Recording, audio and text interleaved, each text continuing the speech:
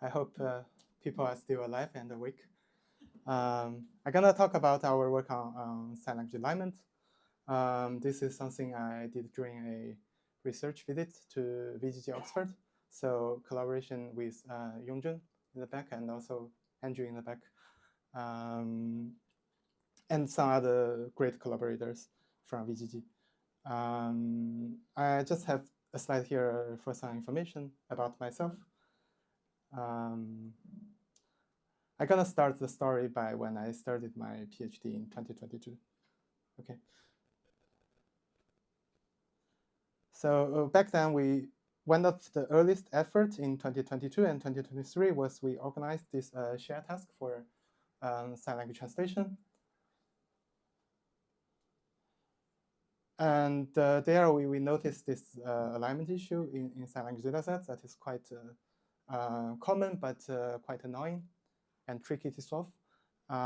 So basically, normally we have the speech audio signal from, let's say, a program, and there comes the subtitles that are designed to match the audio speech track. And then you have the sign language interpretation or translation with a non-deterministic offsets, which makes the problem very hard to solve. So in that share task in 2022, I think we manually aligned 16 hours of German and Swiss German sign language. And in 23, we just decided to give all the data, like 400 or 500 hours of Swiss German sign language videos and subtitles that are less well aligned. The share task was good in terms of publicity. There are teams participating, but you see we got quite low results, a bit discouraging. And we were suspecting, oh, maybe data was issued, not enough data, or the data is just too noisy. So this at that point made me reflect on what we were doing. Like if you think about sign language processing as analogous to natural language processing, NLP, people do not just start with machine translation directly, say in 2010. So we have to first solve tasks like tokenization, embedding. Let's say word2vec was one of the very early work. Word2vec, word2vec, vector. So that's why I kind of pivot my focus of the PhD to these low-level basic tools that we would like to build for sign language. Segmentation, alignment, representation. So for segmentation, we trained this segmentation model in 2023 to give you the exact signing boundaries and the freeze boundaries out of videos, just like words and sentences for text. So here in this example, we have German sign language. Why smoke you? Why do you smoke? So the model correctly identified these signs temporarily. So it's quite similar to what Oscar were presenting about sign language detection, but it's just we care one thing more, that is the boundaries between signs. Like when you do continuously, why smoke you? We care about when do you start the second and third sign, okay? And that's only possible with the great valuable annotations from the DGS group of 70 hours of annotations, gloss level annotations with the accurate start and end time of each sign. So this model is very easy to use. You can just pip install the thing, and it will give you the output in ELAM form, and you can convert to anything you want. So yeah, great. Segmentation is solved. Next, we want to explore representation. I'm gonna skip alignment since that's gonna come last. So it's quite straightforward. We just want to embed things as representation. We want to be able to embed the signs. Okay. So we just took inspiration from CLIP, CLIP, and repurposed it for sign language and text pairs. It was some work done in 2024. we named the model sign clip. So it learns the association between text and signs. Okay, this slide just shows which kind of data sign clip was trained on. So it's multilingual. We have more than 40 sign languages.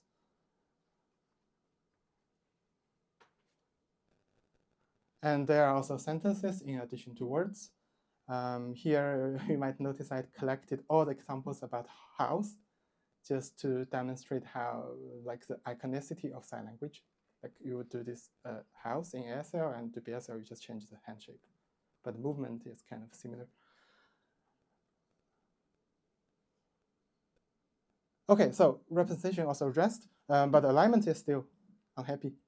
So here, once again, it's just the task formulation. The task is to align subtitle units to their corresponding signs temporally, because they naturally appear in a noisy way.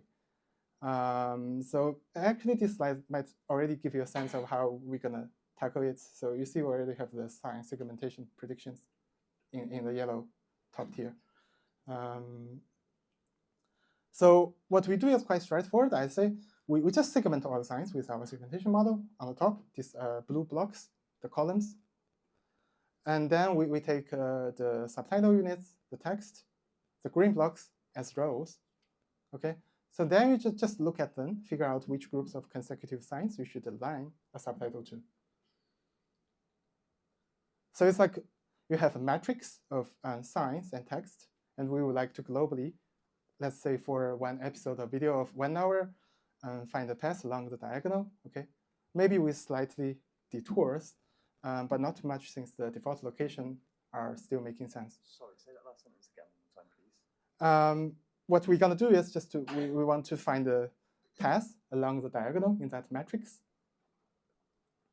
Maybe there are slightly detours, but not too much. So basically, you can formulate this as a dynamic programming problem and solve it globally. What we may, in addition, is if you embed both this blue and the green blocks in your embedding model that has a shared latent space for text and signing, then you can add this embedding similarity to the dynamic programming DP objective. Then you will be able to match similar signs and text in that process. Okay. You care both about the similarity and their default locations. You want to not move too much, but move towards the direction of the similarity. Okay. So we just did some experiments on 4 data sets of different languages, BobSL, how to sign in ASL, WMT in Swiss German Sign Language, and Swissly also in Swiss German Sign Language. It works well. We just segment everything, embed everything, and then the alignment just runs instantly on CPU devices on each video. Okay, I will skip details for the sake of time, but we got very good results on all of them, total results. So one thing I want to mention is you can see that segmentation model is quite kind of universal across sign languages. It works well for different languages. While for the embedding, you might want to fine-tune sign clip, our embedding model, on specific language pairs. Or maybe you can come up with your own embedding model, okay? It just gives you a similar signal of similarity. You can even use a translation model. You can translate the sign segment to text, and you compare the text similarity. Okay. But the alignment process works all the same.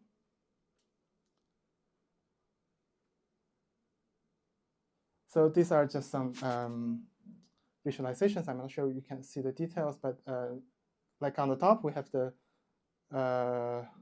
sign segment in yellow, and then we have the subtitle before alignment in green, and then the subtitles aligned in blue, and then finally the purple is the ground truth or manual alignment. So once again, it works for this 4 data set and 3 sign languages that we evaluated. So yeah, with that, it's almost all from my side. So thank you.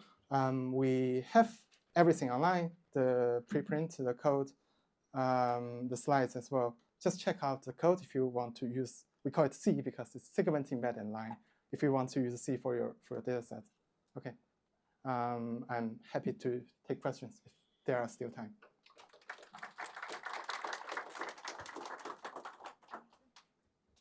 We can have one question if you have any.